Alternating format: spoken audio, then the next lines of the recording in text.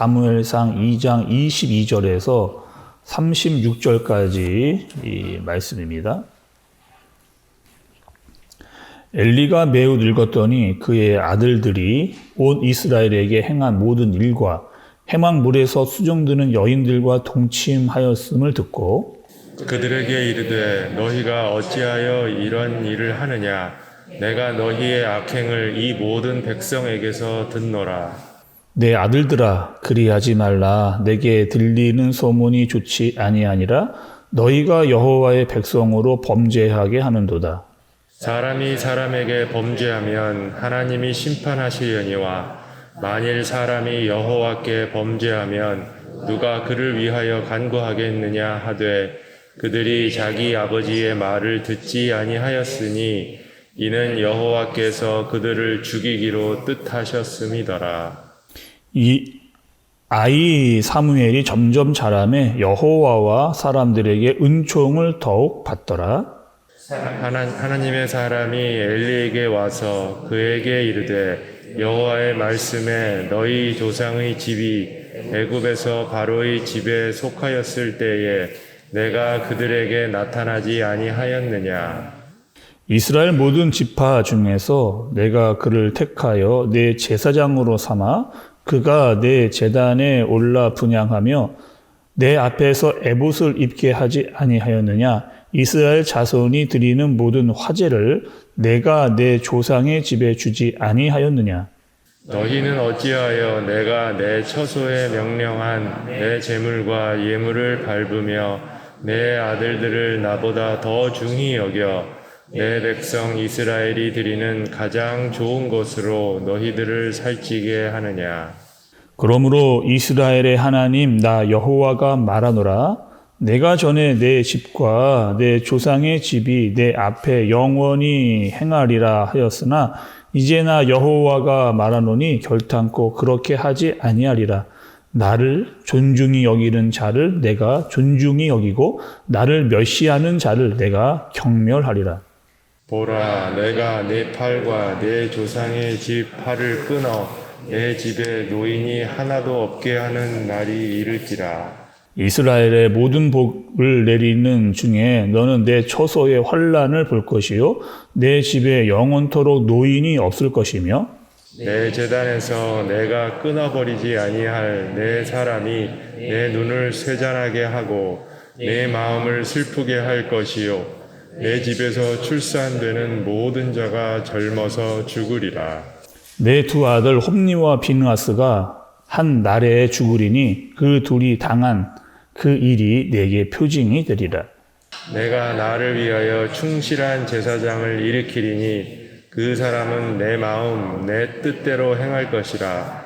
내가 그를 위하여 견고한 집을 세우리니 그가 나의 기름 부음을 받은 자 앞에서 영구히 행하리라. 함께 해보겠습니다. 그리고 내 집에 남은 사람이 각기 와서 은 한 조각과 떡 한 덩어리를 위하여 그에게 엎드려 이르되 청하노니 내게 제사장의 직분 하나를 맡겨 내게 떡 조각을 먹게 하소서 하리라 하셨다 하니라.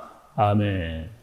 우리는 사무엘상 초반부의 말씀을 여러분 지금 우리가 함께 살피고 있습니다. 그리고요 사무엘상 1장부터 3장까지 아주 특이한 상황을 우리가 하나 발견할 수가 있는데 중요한 것은 무엇이냐? 이 엘리라고 하는 사람, 이 엘리가 누구였냐면 제사장이었는데 특별히 실로에 있었던 제사장이었는데 그럼에도 불구하고 하나님과의 그 어떠한 영적인 교통과 소통을 찾아볼 수가 없다라고 하는 겁니다. 오히려 한나는 하나님과 심정이 통하는 마음으로 기도를 하고 또 아들을 얻게 되는 그런 은혜를 얻게 되는데 오히려 엘리는 제사장인데 기도하고 있었던 한나에게 네가 술 취했다라고 그렇게 이야기를 하고 또 포도주를 끊으라 라고 하는 이런 말을 하고 있는 겁니다. 그러니까 이 엘리의 이 판단이 영적으로 굉장히 흐려져 있었고 무지하고 있었다라고 하는 것을 볼 수가 있는 거죠. 또 그 엘리만의 문제가 아닙니다. 그들의 자녀들도 문제가 있었는데 계속해서 지금 그들의 제사장의 직분들을 행하지 않고 잘못된 길로 가고 있는 그 아들들의 모습을 볼 수가 있는 겁니다. 여러분이 제사라고 하는, 지금으로 하면 예배겠죠. 이 제사라고 하는 것이 얼마나 중요한 거예요? 하나님과의 가장 깊은 소통이 있는 것이고 하나님께 온전한 것들이 드려져야 하는 것이 바로 제사이면서 예배입니다. 근데 이 엘리와 홈리아스가 어떻게 하느냐? 제사를 온전히 드리지를 않았잖아요. 하나님을 멸시하는 행동을 그들이 보여주는 겁니다. 또 이 사실을 알게 된 엘리는요, 그 아들들에게 어떤 특별한 조치를 취하고 뭔가 잘못한 것에 돌아올 수 있도록 해야 되는데 그렇게 하지 못하고 있는 상황을 말씀이 보여주는 겁니다.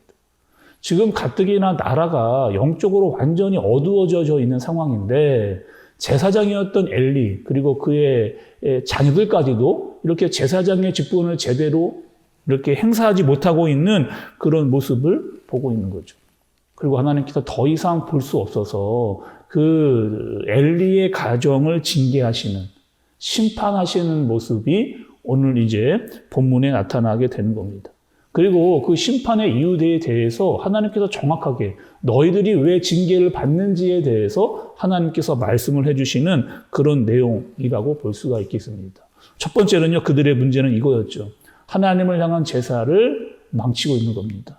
또 하나님의 제물을 가로채고 있는 제사장들의 모습이죠. 여러분 29절의 말씀을 좀 한번 보시죠.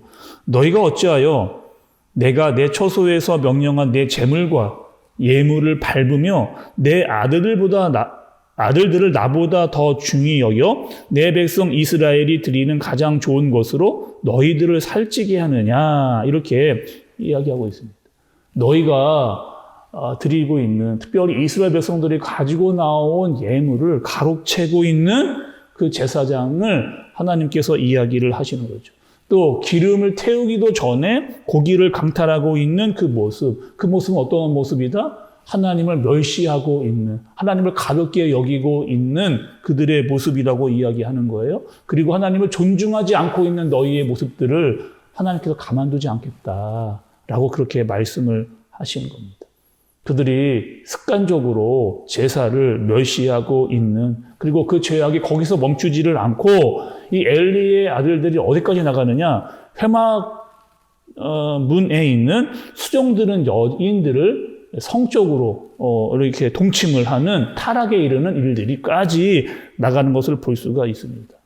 더 심각한 거는요, 엘리가 이야기를 해도 더 이상 아버지의 말을 듣지 않는 엘리의 이 아들들이 나타나는 겁니다. 거기다가 이 엘리도 특별한 어떠한 조치도 취하지 않고 그냥 미온적인 상태로만 계속 나아가고 있는, 그래서 하나님께 더 이상 지켜볼 수가 없어서 특히 제사장들이었던 엘리의 자녀들을 이제 죽이기로 하시는 그런 모습을 볼 수가 있는 거죠.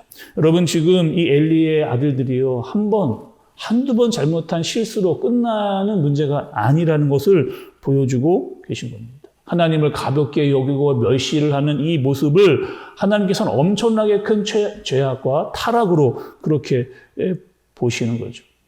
여러분, 오늘 말씀에 봐서도요, 여전히 이 엘리의 아들들이요, 잘못을 했다, 회개를 했다, 하나님께 돌아오려고 했다라고 하는 말의 언급이 전혀 없는 것을 볼 수가 있습니다.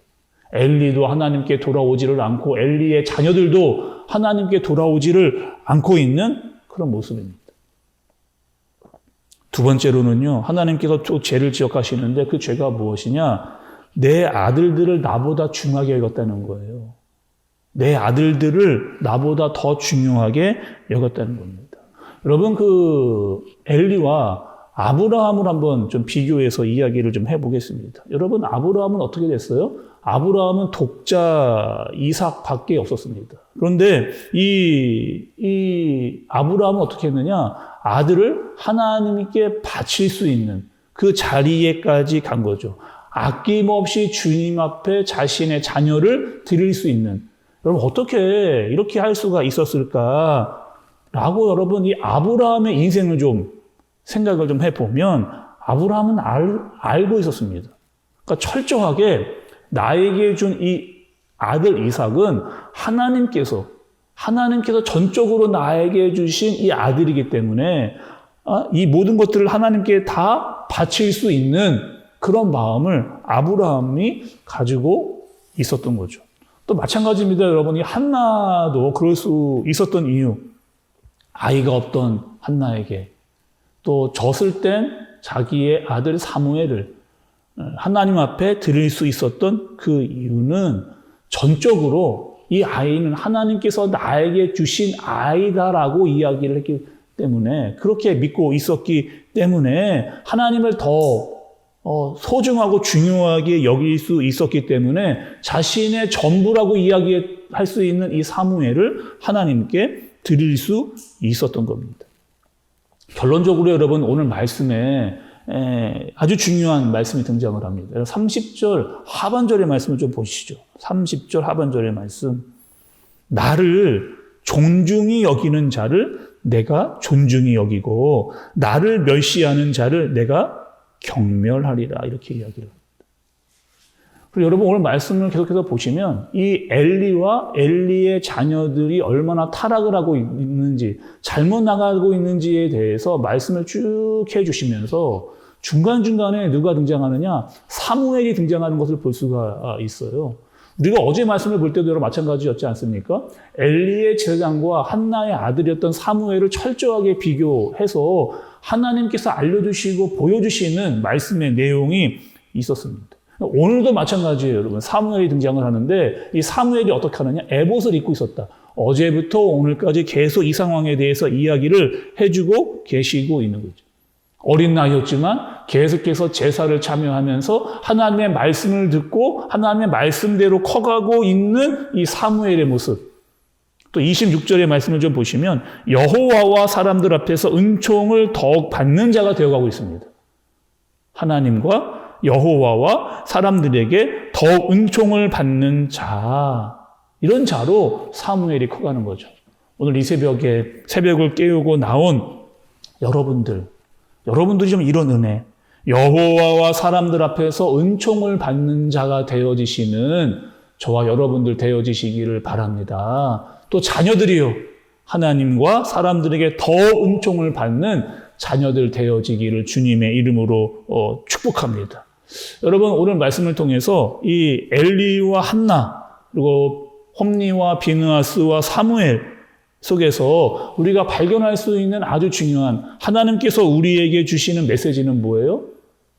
하나님께서 우리에게 매일매일 말씀으로 깨닫고 알게 해주신다는 겁니다. 특별히 여러분, 새벽마다 하나님께서 우리에게 말씀을 알려주시고 듣게 하시고 알게 해주셨습니다.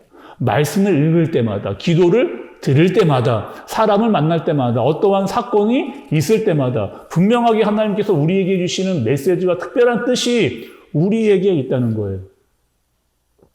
그걸 잘 알아들어야 됩니다. 하나님이 나에게 주시는 말씀은 무엇인지, 하나님은 나에게 어떻게 하라고 하시는 것인지를 말씀을 통해 잘 깨달을 수가 있어야 돼요. 그리고 혹여나 잘못한 것이 있다면 그때마다 하나님께 회개하고 돌아오는 그런 모습으로 살아야 된다라고 그렇게 이야기를 하고 계신 거죠. 무서운 거는요, 하나님께서 하나님께서 그냥 이야기만, 경고만 하지 않으신다는 겁니다. 반드시 그 죄에 대한 대가를 치르게 하신다라고 하시는 그 모습을 보여주고 계시는 거죠. 그리고 이 엘리의 가문에 이 죄악으로 인한 심판이 임하게 되어지는 그 모습을 우리가 보게 되는 겁니다. 그리고 여러분, 이 어두워져 가고 절망적인 소식 가운데, 여러분, 우리가 계속해서 말씀이 이렇게 흘러간다고 말씀을 드렸잖아요. 사사기와 룻기와 사무엘까지 계속 이어지는 시대의 어두운 상황 가운데, 죄악 가운데 빠져가는 시대 가운데 이 상황을 하나님께서 그냥 그대로 내버려 두지 아니하시고 여전히 희망, 소망을 말씀해 주고 계시는 겁니다. 35절의 말씀을 여러분 한 번 더 보시죠. 35절의 말씀이요. 내가 나를 위하여 충실한 제사장을 일으키리니 그 사람은 내 마음 내 뜻대로 행할 것이라. 내가 그를 위하여 견고한 집을 세우리니 그가 나의 기름 부음을 받는 자 앞에서 영구히 행하리라. 이렇게 이야기합니다. 여전히 시대가 어두워져 가고 있습니다. 제사장이요 하나님의 뜻대로 쓰지를 못하고 있는 상황이에요. 그런데 하나님께서는 여전히 거기서 끝내지를 않고 하나님의 사람들을 준비하고 또 소망을 주시는 것을 볼 수가 있는 거죠. 하나님께서 내가 내 뜻대로 행하는 제사장을 준비하고 있다라고 하면서 이 사무에 대한 말씀을 하나님께서 하고 계시는 겁니다. 하나님의 계획과 섭리가 여전히 그 안에 흐르고 있다라고 하는 사실을 볼 수 있어야 되는 거죠. 또 여러분, 말씀이요, 단순히 이 사무엘에게서만 끝나지 않고 이 예언의 성취가 여러분 어디까지 갔느냐? 35절 중반부에 보니까 아까 말씀을 드렸던 대로 기름을 부은 자 앞에서 영구히 행하리라 이렇게 이야기를 합니다. 말씀이 성취되어지는 것이 사무엘뿐만 아니라 앞으로 나타날 다윗에게까지 뿐만 아니라 이 다윗의 자손으로 오실 메시아까지 이렇게 하나님의 소망과 하나님의 희망이 계속해서 이어지는 것을 볼 수가 있는 거죠. 오늘 여러분 말씀을 통해서 깨달아야 될 것이 있습니다. 하나님께서는 자기를 존귀하게 여기는 자를 존귀하게 여기신다라고 합니다.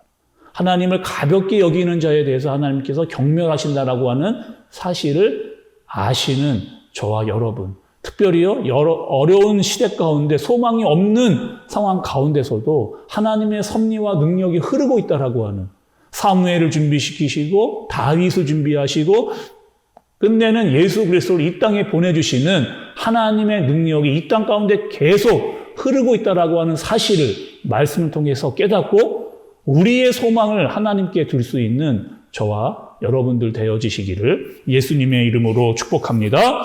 기도하겠습니다. 하나님 아버지, 엘리와 그의 아들들은 여전히 하나님 앞에서 죄를 범했습니다. 회개하지 않았고 어두워져가는 시대 가운데 영적인 분별마저 잃어버렸습니다. 엘리도 그의 아들들도 똑같이 점점점 무너지고 있는 이 모습.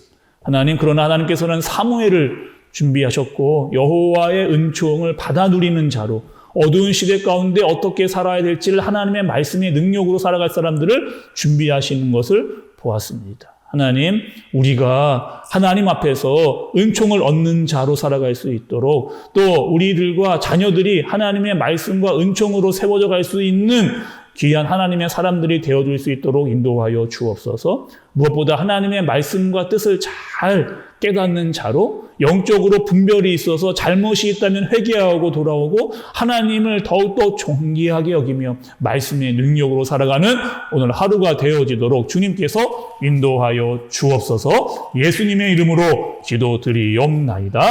아멘.